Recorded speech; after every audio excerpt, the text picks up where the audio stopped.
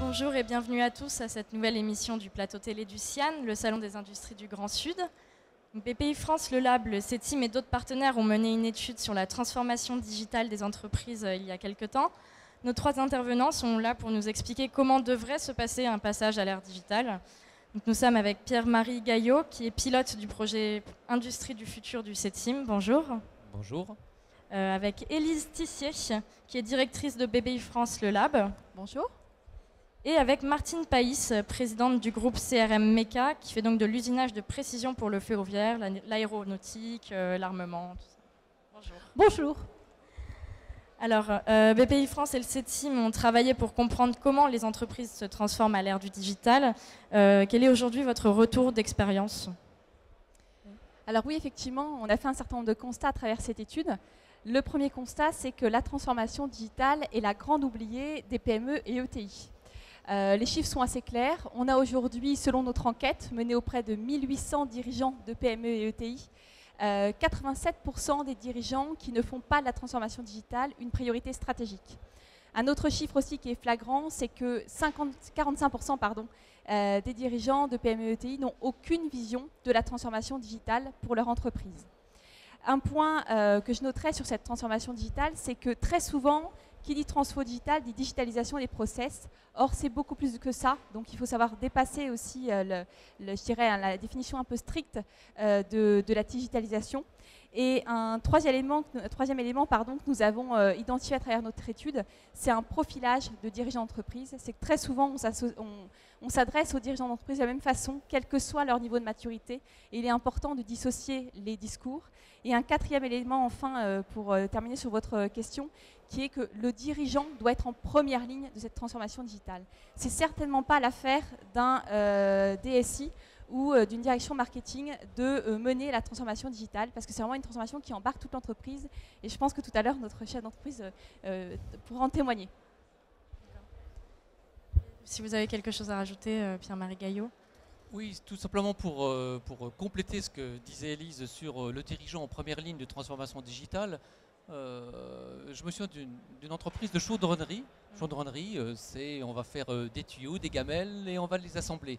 Et ce patron de chaudronnerie voyait bien que son business model était en difficulté. Et il s'est posé la question en disant comment je pourrais régénérer mon business model et avoir un développement, une trajectoire d'entreprise positive. Et puis là, il est allé rencontrer ses clients et il s'est aperçu qu'au travers du traitement de la donnée, c'est-à-dire en numérisant les produits qu'il installe chez les clients, il pouvait apporter aux clients des informations lui permettant, lui, d'être plus performant en exploitant les datas qu'il lui mettait à disposition.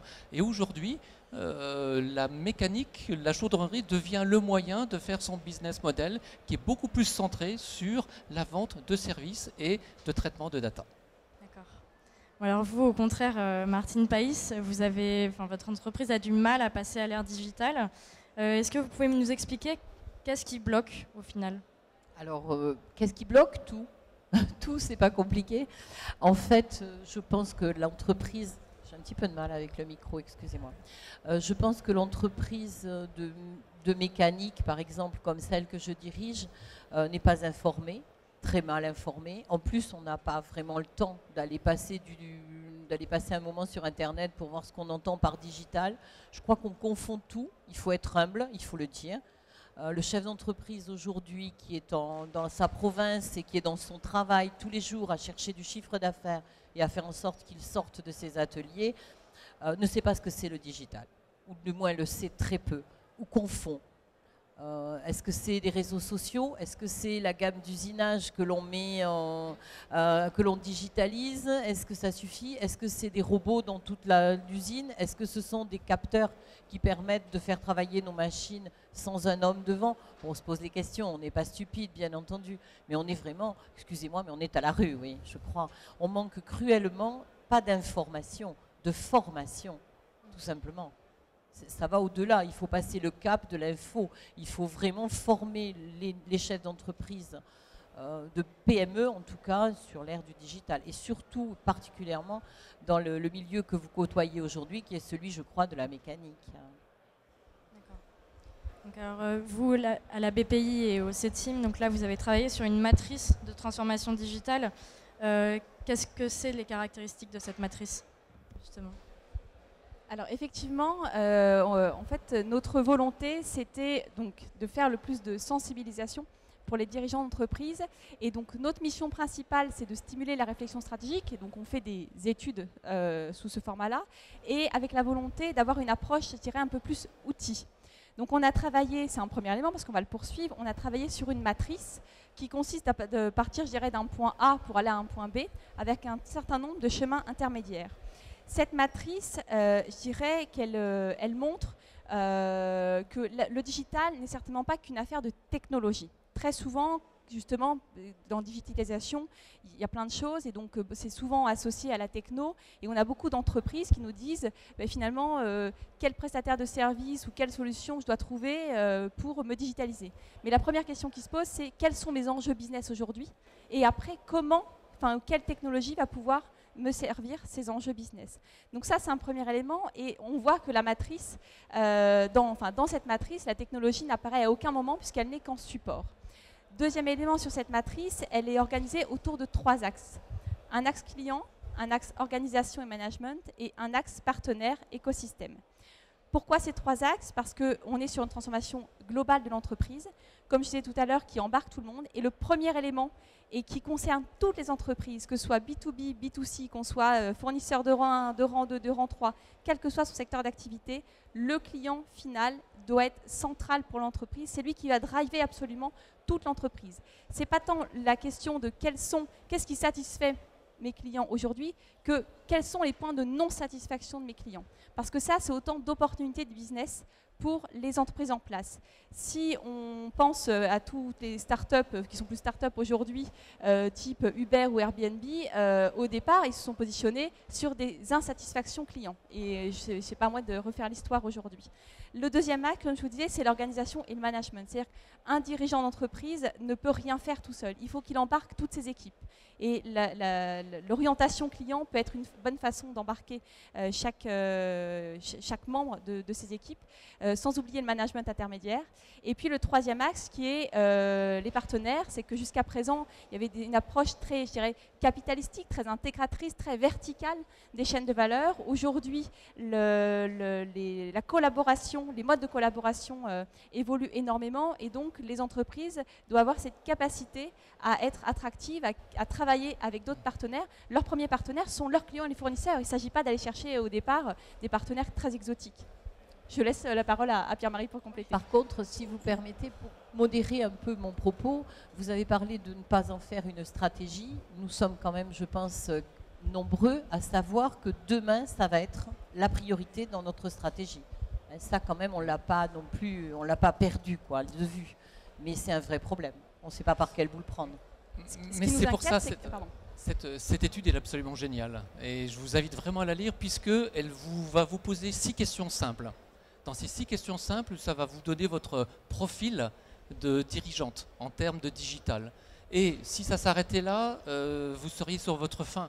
Mais vous n'allez pas l'être, parce qu'au travers de votre profil, vous allez avoir des tas de conseils qui vont vous permettre de dire comment je progresse vers le seuil suivant. Et vous apercevrez que vous allez le faire pas à pas, par petite expérimentation, que c'est à votre portée, et que surtout, si vous pensez client, ça va être quelque chose qui va doper votre vision du marché et votre vision de votre développement. Vos propos sont convaincants, parce que s'il y a quelque chose, en tout cas dans mon groupe CRM Meka, que l'on met au cœur de toutes nos pensées, c'est bien le mot client. Donc, voilà. Et vous apercevrez que le client, c'est le client au sens large. Celui, bien sûr, qui va vous acheter vos produits et qui vous permet de vivre, mais c'est aussi l'écosystème qui vous permet de faire votre activité sur le territoire sur lequel vous êtes, qui vous permet d'exporter lorsque vous allez exporter vos produits. C'est l'organisation de la filière dans laquelle vous êtes complètement imbriqué, et puis c'est et surtout vos collaborateurs qui vont être les chevilles ouvrières de la mise en œuvre de cette nouvelle transformation de l'entreprise à l'ère du digital. Sans compter que sur le plan management, je suppose que ça doit être un projet terriblement fédérateur, et on en cherche un par an à peu près. Donc, Alors, justement, ce n'est pas toujours fédérateur, parce que ça crée énormément de craintes, la digitalisation, surtout avec les propos qu'on peut entendre sur la robotisation. Et d'où l'importance que le dirigeant soit bien le chef de file de cette transformation parce qu'il y a un besoin de convaincre, de rassurer en permanence, oui, d'expliquer. Et ce que disait Pierre-Marie, effectivement, extrêmement important, et on a pu le vivre, nous, à travers cette étude, c'est vraiment ce côté pas à pas. C'est-à-dire qu'il ne s'agit pas de faire un grand saut du jour au lendemain, de tout révolutionner, parce que là, les craintes vont absolument crisper tous les collaborateurs, mais d'expliquer le cap, et, de toute façon, et ensuite d'avancer pas à pas, par projet, et qui va rassurer au fur et à mesure et remobiliser de manière systématique. C'est bien ainsi qu'on l'entend, hein. On ne peut pas être autrement. Voilà. Ouais, très bien.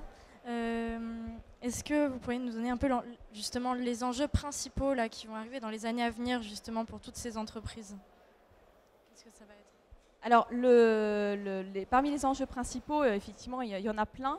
Je dirais, tu veux dire un mot? Ouais, on est en train de changer, on entend souvent qu'on est en train de changer de monde. J'aimerais donner quelques éléments pour l'expliquer.